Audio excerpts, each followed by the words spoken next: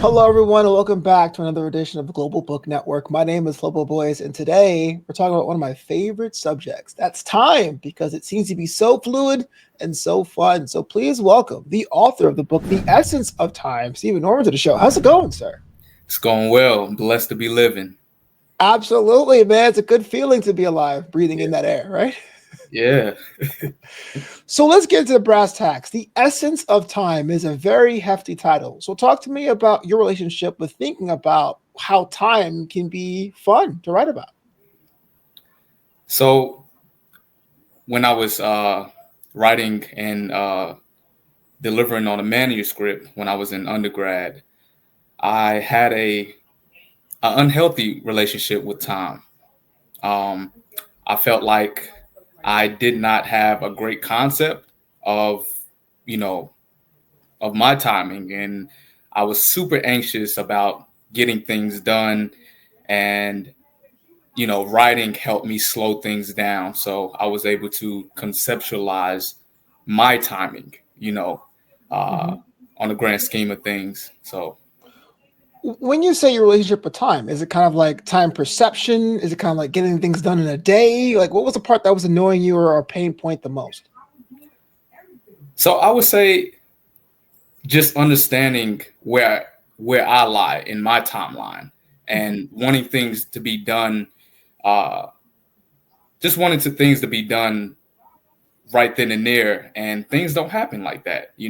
Time is sometimes it's not linear. You're not going to get the things that you aspire as quickly. Whether if it's healing, specifically when we're talking about healing, I know that time isn't linear on your journey.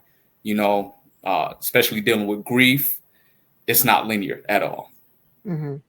Yeah, grief, I always say, comes in waves. Sometimes you think it's waning, and then another one kind of washes over you. It's interesting when we think about things we want to get done during a day or things to experience. A lot of times we say the phrase, or at least when I grew up, the phrase was days are long, but years are short. And it is kind of like the subjective nature of things. And so, what's like something we could take away from, like right off the bat, that makes us understand that we can pretty much not control time, but make time work better for us? Just being present. I feel like present moment awareness was really key for me, uh, and just understanding that, hey, it's okay that things aren't happening the way that is happening right now. Certain adversities may arrive, but those adversities is a construct of time. It allows you to sway into different directions that will enhance your journey, enhance your character. So it's really beneficial Yeah. to What be, I, especially to be, not to interrupt you, to be present. Yeah, so a lot of people tell me that. I feel like I'm the one who's always stressed out, who's always thinking about tomorrow and the 10 years from now and 5 years from now. And I've been told, hey, the best way to put yourself lockstep in what's going on right now is to be present. But what does that necessarily mean for someone like myself? Like, what's something I could do now today to make sure that that thing gets really focused for me and to be in a situation and to be present? Is there anything I can do? Any activities I can practice on? Yes, of course. So I meditate a lot, and everybody has their own idea of meditation, but the practice of meditation is to simply just be, not to think about what you did yesterday or what you have planned for tomorrow, but just to simply be and to create that space for yourself to just be, honestly, and to just, how can I say it? Just to think about nothing and Mm-hmm. nothingness, where you have a wave of emotions, you have a wave of thoughts, but just to cancel out all of those thoughts and to allow them to come and go, and not to judge those thoughts or judge those emotions. So I owe it all to praying and meditation, Yeah. because they go How hand in hand. They do. They absolutely do. How often do you meditate? Every chance that I get, I don't meditate for hours on end, because, sometimes I don't have the time to do so. But, a quick 30 minutes, 15 minutes is ideal, especially when you're intentional. Let's take a step back. The ideas that you come across and how to be intentional and how to live in the moment is noble. But what was the moment for you when you decided I'm going to put something down to help out others who may be in a similar situation? So I would say it was actually speaking to one of my confidants, because in my healing journey, just understanding that, hey, there was something wrong with the way that I viewed certain aspects, and uh, you know, as much as you would like to lean on and depend on others, some people like to cope onto other people, and you have to learn how to deal with your problems head on. Mm-hmm. And myself at the time, I was coping with all of my problems that I was dealing with at the time. And so I wanted to put everything on paper, and just, if I was to, look back on the things that I wrote down in my journal, and maybe it would help myself in the near future. And when I would look back of all the things that I've overcame, uh, maybe it would help another individual that may be dealing with such pain. Yeah. Well, I don't want to pry, but it just can give us a bit of an insight of the kind of tribulations that you overcame in your life that gives a bit more perspective of the craft of the book, the essence of time. Great question.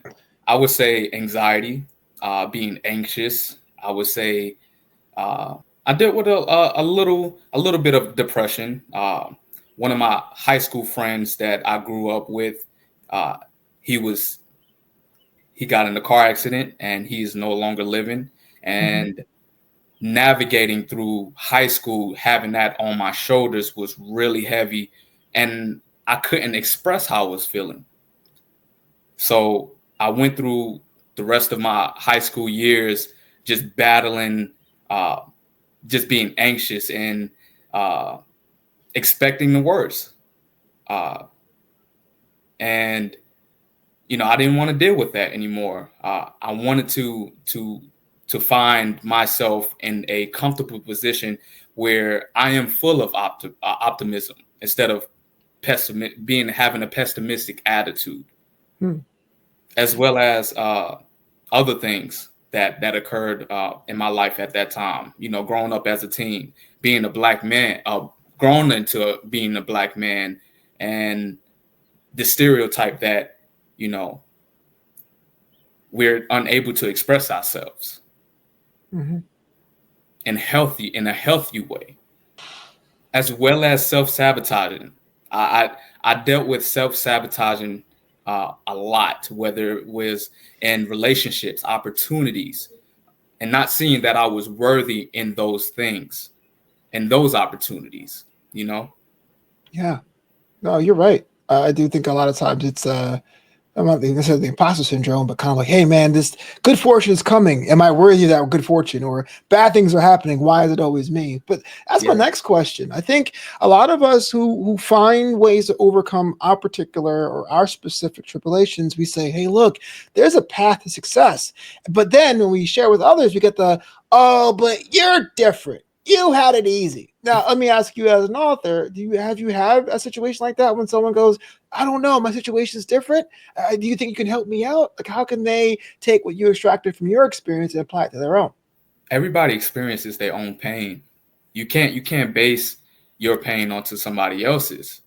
And that's just, your vein is in vain when you compare your pain to other people, because it's identified, it's specifically for you. And not to say that pain is all of all of a negative, but you can turn that pain into purpose by speaking out on the pains and creating community and wanting to choose healing, because we can be victim of our pain, Mm-hmm. and we can victimize ourselves within our pain, and that's common if you're not aware of what's going on, and uh you can be stuck in a freeze state to where, life will go on and everybody is living their lives, and you realize like, hey, I'm still affected by this. Right. This is a problem where I feel like, and later on in the book, you'll realize that, hey, that I've did experience pain in one section of my life, and then another traumatic thing happened in my life to where I had to sit with that for 2 years straight. And every time did not stop for me. Well, time stopped for me, but the world kept going. And I had to conceptualize that. I can't believe I'm saying this, but it's been 5 years since the lockdowns of 2020. And a lot of us were saying, man, what is time? This one's a little different because I want your perspective on this, because this was like almost like a shared trauma. Yeah, we had our individuals situations, but the idea of outside, we don't know what's going on. We have enemies we can't even see in the forms of viruses, being stuck inside. How does that, a mass kind of trauma or mass pain, affect the perceptions that you created in your book? It forced everybody to be vulnerable with themselves, where you don't have an outlet to, go travel, where you just have to sit with yourself and to look at all aspects of your life, the good, the bad, the ugly, and to, some made amends, other people continue to cope and to not choose that healing. So I thought that it would be, because at that time it was a stressful time for myself as well, amongst other people, and it really shined light on wanting me to make this a reality with getting this publication out. Yeah.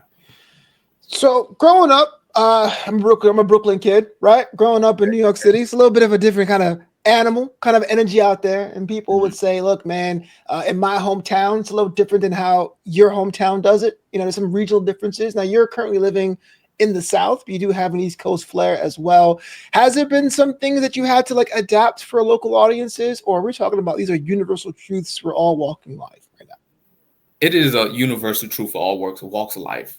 Now, I would say that I was born in Brooklyn, New York, but I was I moved to North Carolina when I was in fifth grade.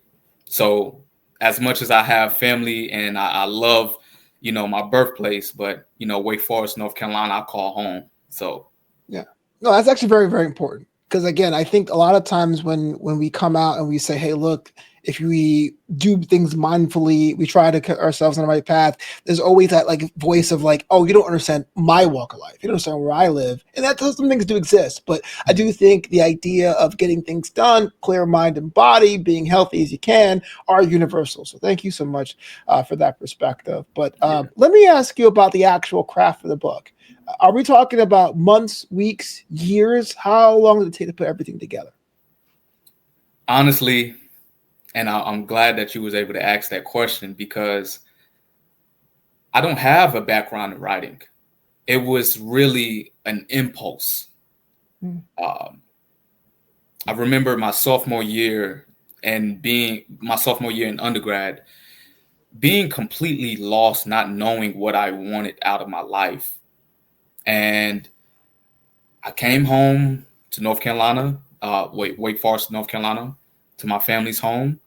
And I spent that whole summer just being in tune with myself, meditation. I wasn't on social media. Like, I literally isolated myself from the world. And it resulted into speaking my truth, just putting words to the pad. And I'm a huge hip hop fan, and so a lot of my work is contributed to, certain artists like your Nas, like your J. Cole's, like your Outkast. So, you know, and I want it to be raw and authentic, and and as you can tell within, some of my poems is just super authentic. But I would say it took me 2 years because I wanted to write. I wanted to make it as real as possible. I didn't want to write anything uh, that didn't speak on my life, but of course, my life. But I also wanted to speak on other things that would happen to guys my age at that time. And at that time, I was around 18, 19, 20, not around that time, 19, 20, around that time. Mm-hmm. And after I've written the manuscript, I would go to different open mic nights, and you can say I was a kind of ahead of my time because I would do open mic nights at my school, North Carolina Central University, and I wouldn't get some people. Some people just didn't get it then Mm-hmm. because we're thinking about all these other occurrences that's going on. Where I would go to downtown Durham, I would go to downtown Raleigh and be amongst different peers, whether there were 50, ranging from 20 to 50. And I would get such a great response each time. And I'm like, this is not a coincidence. I have something on my hands that everybody needs to encounter that could potentially help them within their healing journey.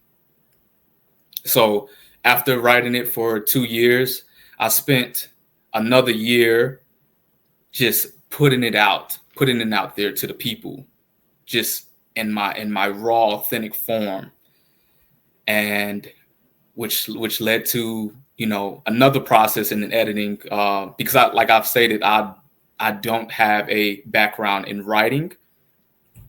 It was just an impulse that I just could not stop. When I was working, I remember at the time working at Target, and I would work and then I would stop and I would just continue to write in my phone and just be inspired. Yeah. So it took, I would say on end, it took around 3.5 years. Okay, so now I got to be curious. That can easily have been an indefinite project. You could have been writing that book forever, But when did you realize? No, I think I've said what I want to say. The next step is getting the word out. Like, when did you realize you were finished with this collection? That's a great question. I just couldn't write no more. I felt like I've expressed everything that I could possibly express, and it was my sister, honestly, my sister Crystal. She would I remember vividly calling her and just letting her each time, each time we were on the phone, go over every poem that's in the book, and she kept telling me, "Bro, you have to put this out. You can't just keep sitting on this. It's not going to, if you're not going to put it out, then it's just going to be stuck in your phone, and you're just going to have this passion like that you're having right now." So it forced me to put it into action, into publication. But it wasn't until her death that I didn't want her advice to go into vain. So I wanted to make it as real as possible. And the fact you persisted, that's amazing. So it's a fantastic story, brother. And I really do hope that people get a chance to check it out because it is a wonderful collection. At the essence of time, it's available now on Amazon.